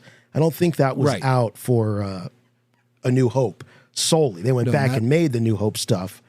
So, yeah, Louis says 1982. Yeah, okay. So this the Death Star playset would have been out in 78, 79. Man, this is shades of the time years ago when Dave Filoni threw the challenge at us to determine when the word Mandalorian was first used. Yes. Remember that? Yes. It's not as clear cut as you think, but this one's a real head scratcher. Yeah, the trash compactor. We've always called it that. That's what it is. But yes, very true. It's not referred to that in a line of dialogue. And just from scanning the script right now, it's right in front of me. Nowhere does George Lucas refer to it as the trash compactor in the actual script as far as describing it. He refers to it as the garbage room. Rob says that the 1997 special edition soundtrack has a track called The Trash Compactor. But I did look at the original soundtrack, but the expanded soundtrack, they call it Trash Compactor, but that's done, that was done later. Retrospect. Yeah, right. Yeah. After it had already been established. That's retconning. it very well could be the first instance of it ever being referred to as the trash compactor might come from the Kenner text on a box, and it just stuck with all of us. Kenner referred to the trash compactor monster. They didn't call it the Dianoga. Right. They specifically referred to it as the trash compactor monster. And Mark Hamill had a little pun with it when he was shooting the scene, and there was a piece of it stuck to his shirt, and he went, "Pardon me, George, is this some Dianoga poo-poo?" That's a silly Mark Hamill story that Is that in he's the told rotation 1,000 at times. for the convention appearances? I love it. You know it. Yeah. Yeah, okay, so there we go. The word Dianoga is not used in the film, nor is the term trash compactor. So, it must come from Kenner Canon. Kenner Canon. Well, Kenner Canon, is a huge influence on especially early Star Wars. It was like one of the influences. I took a little piece of polystyrene off my stormtrooper outfit and said, "Pardon me, George, could this be Dianoga poo-poo?" Lou's calling in from Illinois. Hey, Lou, you're on with Rebel Force Radio. Lou. Chuck, guys, how you doing? Hey, how are you doing? Good, thanks. Hey, so Jason, you said something earlier that made me think about this. Something that, usually when Return of the Jedi comes up in Star Wars conversations, people argue over whether or not it was a good movie and where it sits in the OT and stuff like that. But, one thing that almost never comes up, or that I can never remember coming up, is, we're sitting in the theater, those of us old enough to have watched in the theater when they first came out. And, we see all this stuff with Jabba's sail barge. It was the first time we ever saw Jabba, so that was amazing. And we see all the stuff with Jabba's sail barge. We see all the stuff with Boba Fett. There's the stuff on Endor with the speeder bikes. And then the big battle with Luke and Darth Vader and the Emperor and everything. And we're totally amazed. We're totally blown away, as usual in these movies. And then we're all cheering at the end of the film, and we get up with our friends and family, and we walk out. And all of a sudden, we're just hit with this profound wave of sadness, because those of us who saw these movies in the theater are thinking, oh my God, that's it. We're never going to see another Star Wars anything ever again. And I just think it's funny that people don't, people of our age, because I know at least Jimmy, you and I are the same age. People don't talk about that, but man, I remember that feeling so vividly from after we walked out of the theater. We're like, God, there's just not. Lou, I'll be honest. I'm I'm glad that I was too young and naive. I didn't think that was the end. That was the beginning for me in a lot of ways. So I wasn't aware that was it. Though it didn't take long for me to realize that there didn't seem to be anything coming along. As we went through droids and Ewoks and the Ewok, the Ewok films and whatnot. So. That's sort of, I do have this memory. I might have shared this on the program before, but I played with my Star Wars action figures on my grandfather's big workbench. He had all kinds of tools and stuff, and so it was always terrain and could serve as that sort of used universe. And I remember, this is probably 1986, 1987. I'm probably about 10 years old. And I was still playing with my Star Wars action figures after school, I'll admit it. And I also loved that there's always sawdust on his workbench, so it felt kind of gritty and Tatooine-y-like. And I was just playing out all these scenes. And I do have a distinct memory of thinking how sad that there weren't new figures coming out, that there wasn't new Star Wars. Will there ever be new Star Wars? So I kind of had a latent version of that depression in my own early fandom. But Jim, did you have a kind of were you down in the dumps after Jedi, thinking that this was God. the end of something? Well, it hit me on a much more profound level, because 1983 was the year between, for me, 8th grade and my freshman year in high school. So I looked at the final Star Wars film, Return of the Jedi, as slamming the door shut on my childhood. I didn't buy the action figures and stuff, although I was action figure curious. I remember being in a KB toy looking at the new figures before the film came out, flipping over the back to see what the new characters look like. And you know what I remember thinking to myself? Billy will collect these because I'm an adult now. All 13 years of me. You know, I was so eager to start a new chapter in my life and be considered a big kid that I was taking the eyes off the prize of what like really defined my childhood, which was Star Wars. And it was all because of the finality of us knowing this is the last film of the trilogy. Darth Vader died. All of this stuff, it all got wrapped up. So we thought. I didn't stop thinking about Star Wars, but I just remember this one day. This is just, you have these lightning bolt memories that just stick to you forever. And I remember exactly where I was and what I was doing when I really considered the fact that, you know, Star Wars is over and so is my childhood. I was playing street hockey, which all adults do, you know. I was out playing street hockey with a friend of mine, and it was that moment, you know, car. So all the kids had to move aside, and I was goalie, and I remember turning around, picking up the goal, and as I was walking it over to the curb, I was thinking I had Star Wars on my mind because I had just seen Return of the Jedi. And I was thinking to myself how Star Wars is over. I'm going to high school next year. Playtime is over. No more kiddie stuff for me. And all, you know, like I said, it was a lightning bolt kind of thing that, I mean, it stuck to me forever. And did you throw the puck at your friends and just walk off and be like, I'm not playing anymore? Playtime's over. It was a ball. It was one of those, like those yellow, those orange ball, you know. Oh, okay. No. I dug into the goalie crease and probably made some amazing saves. But but it was just, I remember that so well because I went with this guy. His name was Gary. And I went with him to go see Return of the Jedi, and then we were playing hockey later that day. And those were just the thoughts going through my mind, you know. End of childhood, end of an era, end of grade school, end of everything. You know, it's just like, it felt like a new chapter. And I carried on with those silly thoughts for a couple of years until I had a chance encounter with a bargain bin filled with Power of the Force action figures. And I said, oh my God, I had money then because I was working part-time. So that's when I discovered, hey, your childhood really never has to end if you don't want it to. As long as you got a few bucks burning a hole in your pocket and they're selling these action figures for 50 cents a piece, count me back in.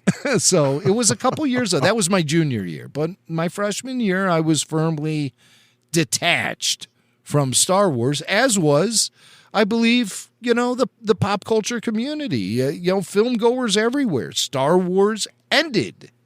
And things had a particular shelf life back then. We always had heard that George might come around to do 1, 2, and 3. But there was no guarantee that would ever happen. And I, you know, being a 13-year-old, I figured I would be an ancient old man by the time that happened. I was 29, but when he finally did come back to doing Star Wars. And by that time, I was fully back in, too, by the way, reading the Expanded Universe books and reading the comics, playing the video games. Hasbro had come back with the action figures. So I was primed by the time The Phantom Menace hit the theaters, and the special editions for that matter. But it really felt like Star Wars had come to an end. So I understand the depression our caller's talking about. Yeah, it was a weird time. I also wanted to say one other thing, which was, you know, there seems to be a really, again, Tanya was talking about, we're coming up on the 50th anniversary of Star Wars, of course, and there seems to be a really obvious way for Disney to get Disney Plus out of the red, which would be to release the original theatrical versions of the original trilogy on Disney Plus as an exclusive. Can't be seen anywhere else, can't be bought on Blu-ray. Just stream it on Disney Plus. If you want to watch the original theatrical versions, that's the only place you're going to get it. I mean, I can't even imagine how many true diehard Star Wars fans would sign up just to be able to watch. I'd say I'll do you one better, Lou. I would say I'd go one step further. I would make it a live stream, and they're only going to play them once, and it is destination viewing. You make people get back around the TV together. I think, these ideas tend to swing around as being retro and kitschy and interesting all of a sudden. So I think it's a cool idea. I really do. I certainly think it would galvanize our generation. I don't know what it would do for the younger kids, if they would think there was anything cool about it. I mean, my son might get annoyed at the toothpicks I stick in his eyelids to make him stay open as I'm forcing him to watch it. I think we put a little bit more into that, the importance of that. As cinemaphiles, I would definitely like to see the original trilogy being presented the way it originally was, in addition to the special edition tweaks and stuff. But I think by putting it on Disney Plus, it would just be a mere curiosity for hardcore fans. I don't think it would get the streaming service out of the red or anything like that. It probably wouldn't even move the needle compared to people who watch the films as they are now. I'd hate to say it, but I mean, as somebody who believes in film preservation, I think we should have the option of being able to see the films as they originally were. But I don't think that, like I said, I don't think it would move the needle as far as making money for the Disney company or anything like that. It would just be a mere curiosity for hardcore fans and cinemaphiles like us. Yeah, that's probably true. But, I always think about how people who have never seen the original theatrical version are kind of robbed a little bit story-wise, especially with something like Jabba, just because of the insertion of that stupid scene in the special edition where, in the first movie. It's like, one of the coolest things about Jedi was seeing Jabba for the first time, and he was so well done in that movie. So it gets ruined by seeing him. The first shot of Jabba, and you talk about Star Wars moments. That's one of mine. It's up there, for me, for what the Star Destroyer flying overhead was. I'd never seen a creature like that on screen before. It was astonishing. It looked so real, Now, when I was in the theater in 1983 and Jabba came on the screen for the first time, keep in mind, he wasn't being used in the trailers or the TV commercials or the merch. All of that stuff was kept on the down low because George Lucas wanted to hit you with that visual reveal. In the theater I was in, when Jabba came on the screen the first time, the entire theater, there was an audible gasp that came out from everyone in unison. What the holy hell is that? I remember as a kid thinking, and maybe this was at one time, this was truth or what have you, but I remember thinking that this was the biggest puppet that had ever been made for a movie before. I don't know if it had that record at that time, but that was a thought that was in my head, that this was groundbreaking. Yeah.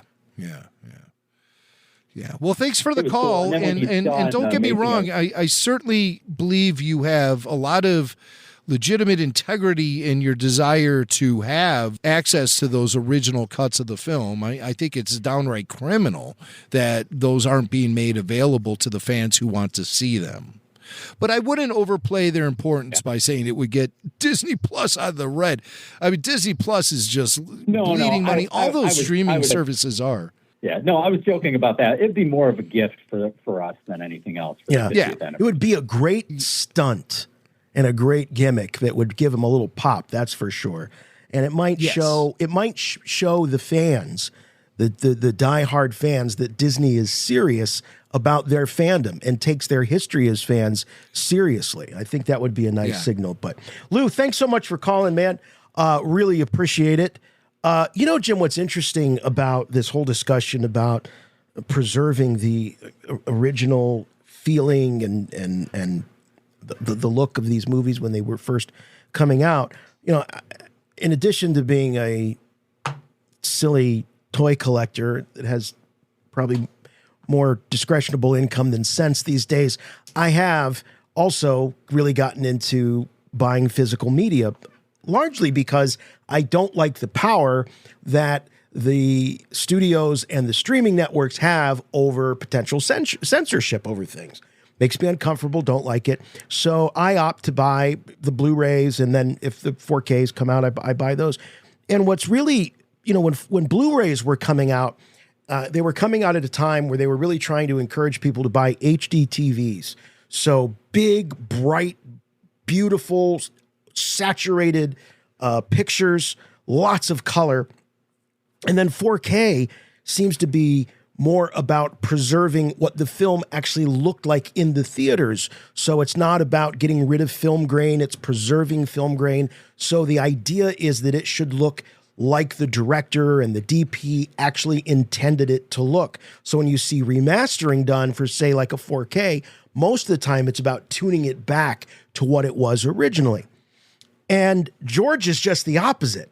Like if George was still in control, I think that by now we might have gotten even more, throughout the release of the sequel trilogy, I think we might have gotten more tweaks to the original trilogy by now, had George stayed in control. And I'm not passing any judgment, but it's very much different than his fellow filmmakers. You take like a Francis Coppola, who his last Godfather restoration for 4K was all about recapturing how it looked in a dark cinema. And here's George just wanting to make it look like it was filmed yesterday. McClunky. Yeah, well said. Let's continue with the phones. How about that? Can we? You want to just push pop culture off to next week? Yeah, let's. Yes. Okay. All right. Yeah, sure. Let's I'd just rather rock take out the a few calls more when calls. we can. We've got some stacked up. So let's talk to Brian from New York. Hey, Brian, you're on with Rebel Force Radio, special Patreon exclusive live stream. What's going on? Hey, Jason. Hey, Jimmy. Hey, buddy. Yeah, so recently I was listening to a Patreon podcast with Jimmy and a fellow podcaster, and they gave their Mount Rushmore for the best Disney-era Star Wars episodes thus far. And I was curious, Jason, what would be your Mount Rushmore Disney Plus Star Wars episodes? Yeah. Wow. Oh, this is a good one because we reached. So what the deal is, Mount Rushmore? It's basically your top 4 picks, but we also do consider the presidents in which they will be adhered to, I guess.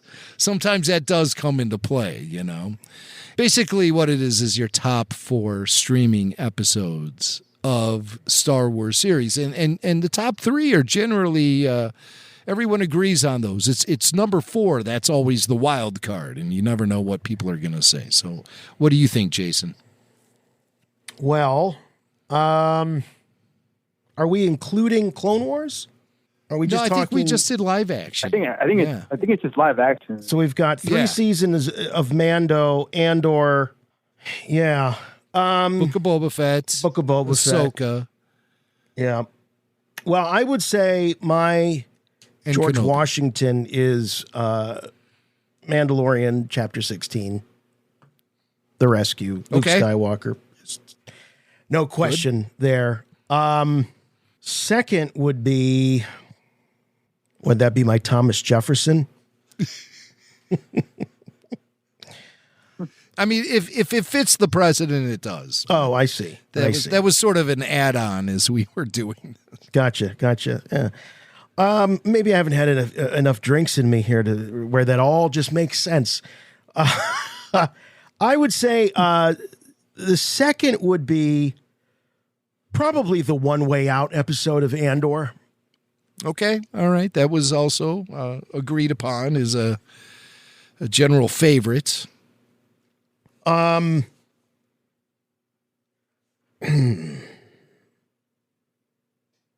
3, and I don't have the episode name or number handy, but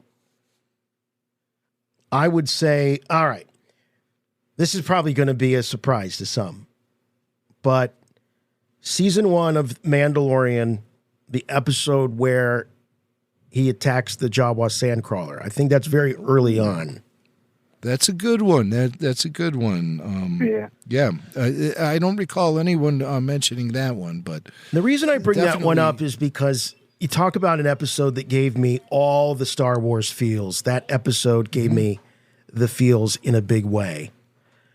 And then I'm gonna flip. I'm gonna go number 3. The final duel between Vader and Obi-Wan and Kenobi. I'm gonna flip those. So I'm gonna do that, and then I'm gonna do the Jawa Sandcrawler attack, which is I think chapter 2 or 3 of Mandalorian. So those are my 4. Those are my 4. Well, you did you did avoid one that is on a lot of people's lists, and that is part 5 of Ahsoka that featured Ahsoka and Anakin in the World Between Worlds. A lot of people really dug that. Yeah, I liked it too. But I would have to really love the World Between Worlds concept for it to make it there. The 3 that appeared on most people's lists were No Way Out, Luke Skywalker appearing in Mandalorian, and the Ahsoka Anakin World Between Worlds episodes. You got 2 of the 4. For my 4th episode, see, that's the wild card, you know. I can't even remember what I said, what it was. I think I said it was... Does anybody remember what I said it was? Can somebody refresh my memory on what my favorite streaming shows are? Brian, you're on the line still. What was Max? You just listened to it. Hopefully you know. Well, I know that the other person had the Marva speech episode on his, which I really liked. That was a good one. That's right. Yes, the season finale of Andor. But what did I say my favorite was? I know I like the Crate Dragon episode of The Mandalorian a lot, but I don't think that's what I said. I don't think that's what I said my episode was. I still love the Bill Burr. I think the second Bill Burr episode of Mandalorian where he comes back and there's the great scene with Richard Brake. That was the one. That was the one I said was my number 4. That was my Teddy Roosevelt. That is the episode I said, just because I really love the acting, and then there's great action in it too, and it's a very tight episode. It's super tight, super duper tight. So that's the one I said that I like too. But that Crate Dragon episode of Mandalorian season 2, the season premiere, that was outstanding. Yeah, it was. It was very outstanding.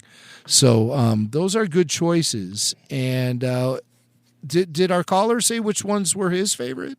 Yeah, Brian, what about yours? What are your 4? Well, definitely the season 2 finale of Mando. I think everybody agrees on. Right. Oh yeah. That was big. I'm a big Andor guy. Like Andor was the one that really kind of spoke to me the most out of all the shows. Mm-hmm. So definitely No Way Out. And I agree that the finale with Marva, I thought that Marva's speech was actually better than Luthen's speech that everybody loved so much. I actually preferred Marva's over the dramatic sort of Shakespearean one that came prior to that. Yeah. Okay. And the 4th one, the 4th one is the hard one. Yeah, that is the wild card one. It's hard to nail down that last spot.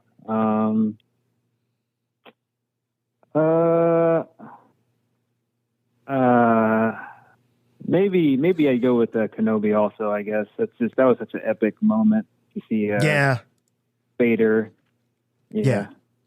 It's that's hard to beat. You know, we saw a version of it with Ahsoka in animation, but it was great. But it's you know, seeing it in live action was pretty phenomenal, and the dialogue that they wrote for Hayden, the way he delivered it. You know, that guy, he can do a lot of acting just with his eyes.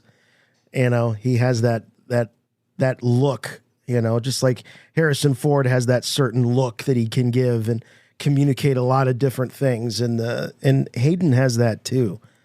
It's that cat that swallowed the canary kind of grin. You know what? Eating grin that he gets when he's really feeling his evil oats. But hey, Brian, thanks a lot. That was great. The Mount Rushmore of Star Wars.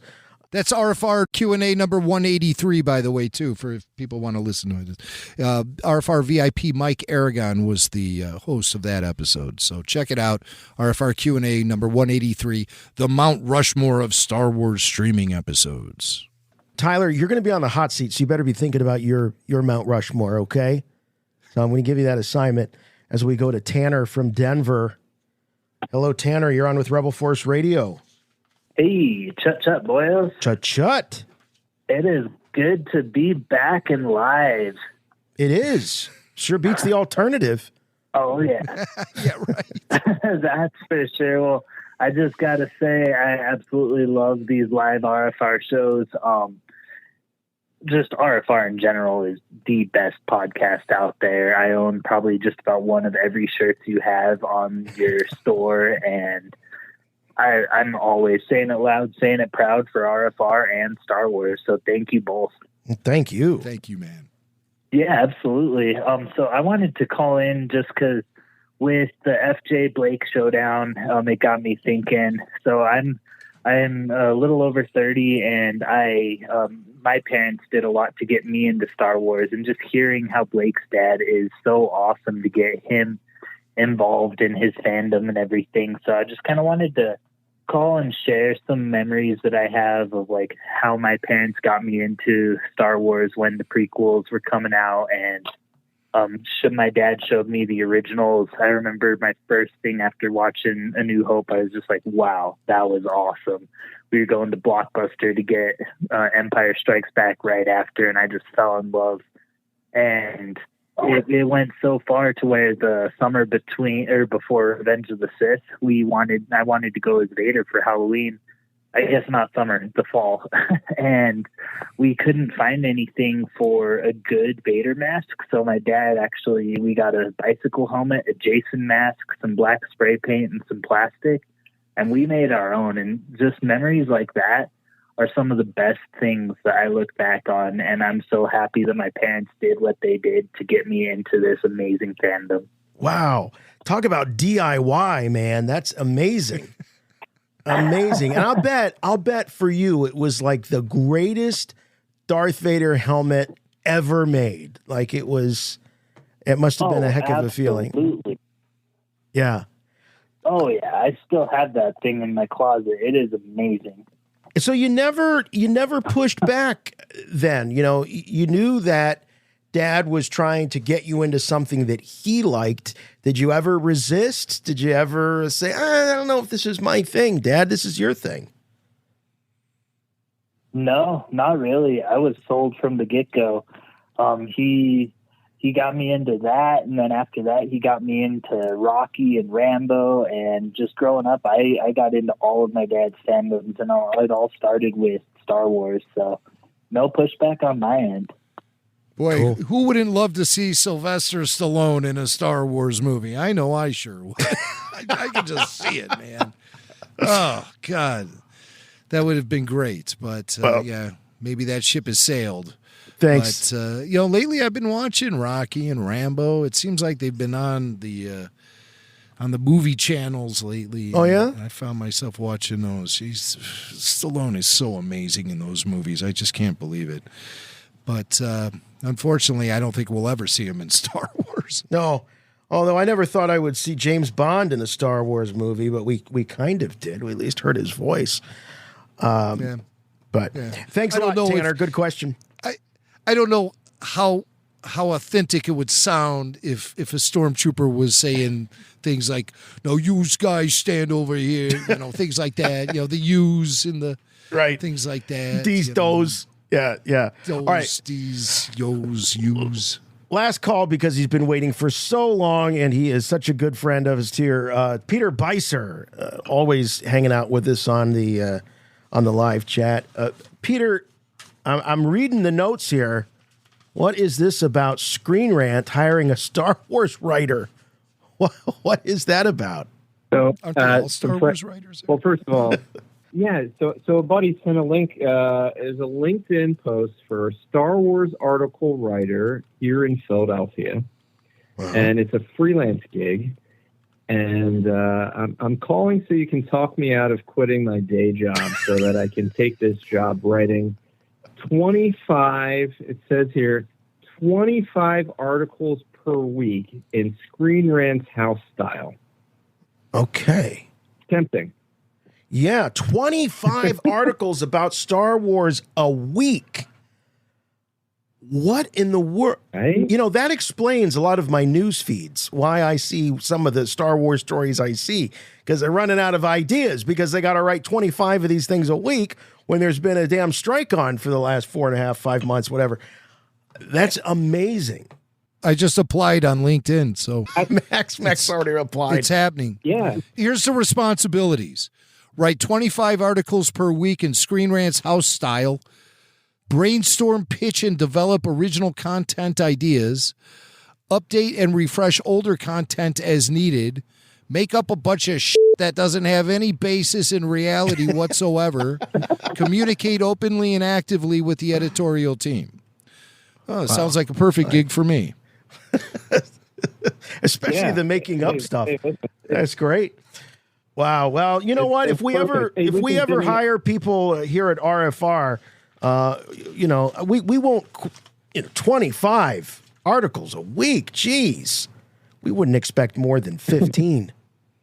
Yeah, that's maybe a lot. 20. That's a lot. Yeah.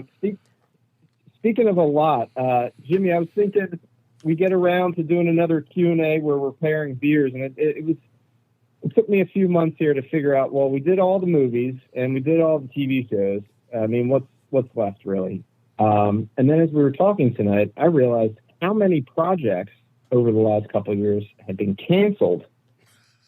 So there's a lot of them, and I don't know. Last time we went 4 hours. I don't know if you can handle the dozen or so projects that have. Are been you canceled, talking about pairing beers with canceled Star Wars projects? Wow, possibly. He is. I'm taking blood tests for my liver enzymes right now. So, as a result of our Q&A sessions. No, I'm kidding. I'm ready for whatever you want to throw at me. Let's do it. All right. Peter Beiser, you're nuts, man. Put that in our But yeah, back that's pocket. Peter's shtick. He hosts Q&A, and he sends me all of this beer from the Philadelphia region, and we drink them and pair them with Star Wars films, animated series, what have you, streaming series. And now we're going for the canceled series, I guess. So that will be coming to RFR Q&A sometime before the year is over, I'm sure. Well, thanks, Peter. Appreciate it. And thanks for always hanging out in the live chats. Call, guys. Yep. You're welcome, buddy. Thank you. You got it, Peter. All right. Wow. Chewie, get us out of here! This was a lot of fun. Thank you, everybody, for hanging out with us. I especially want to thank this guy, our call screener, Tyler Page. Tyler, thanks, man.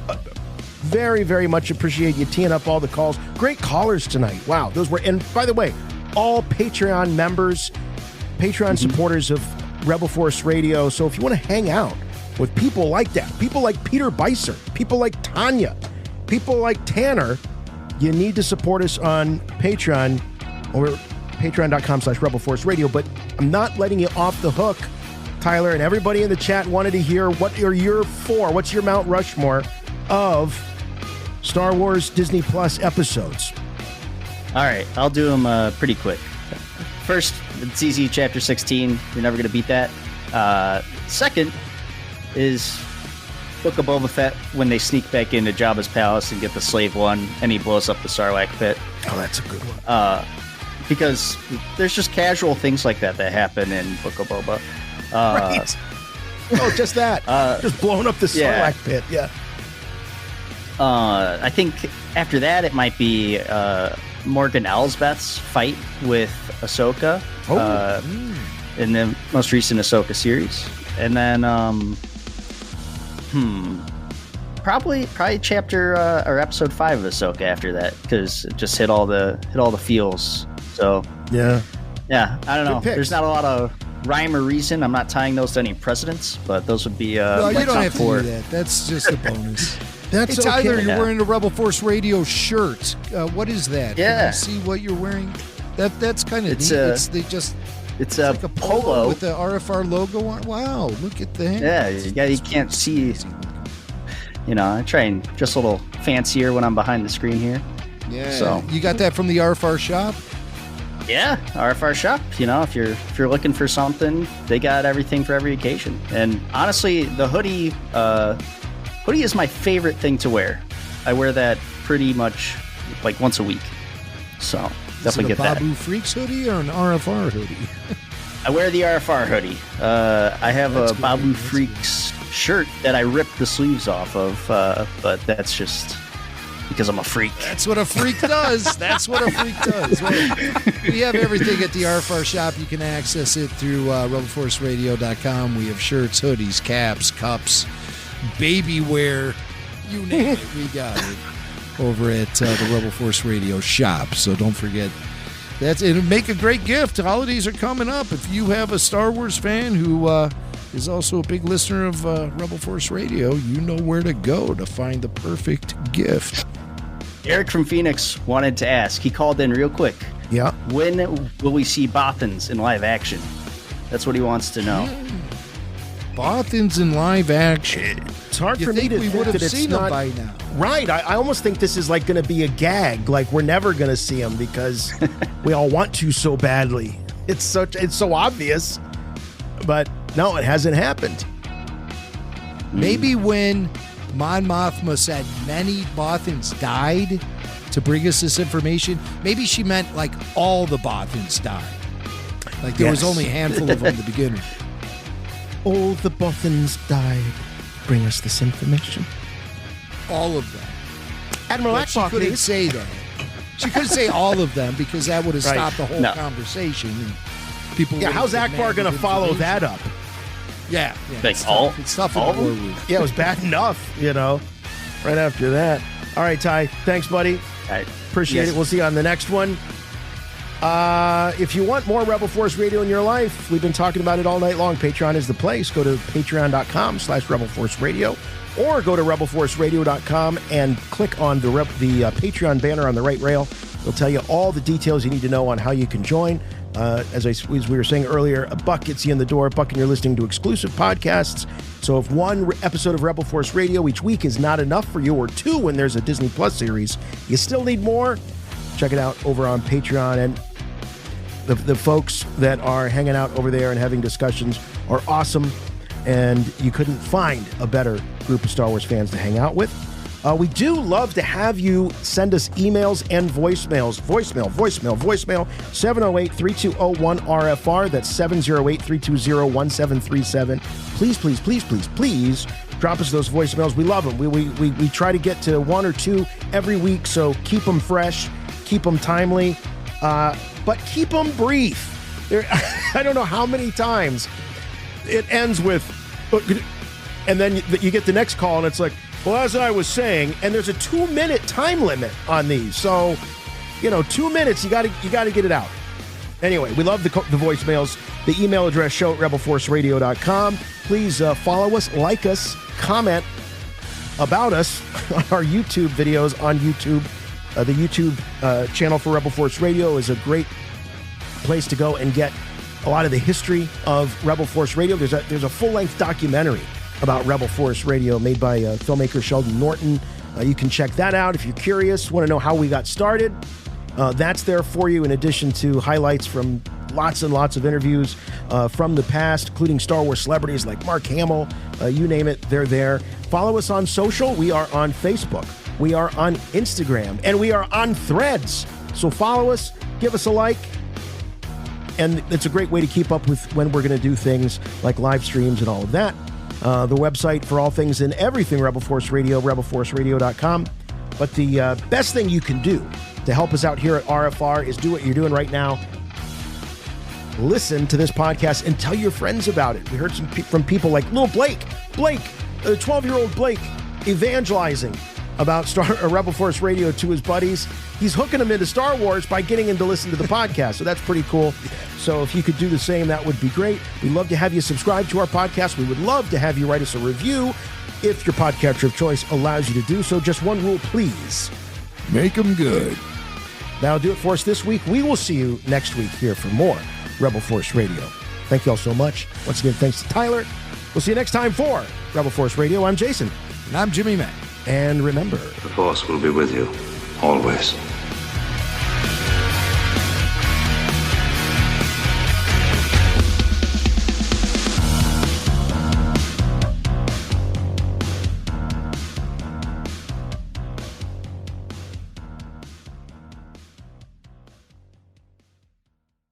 The Rebel Force Radio podcast. Yeah, those podcasts are great. I got to get this podcast.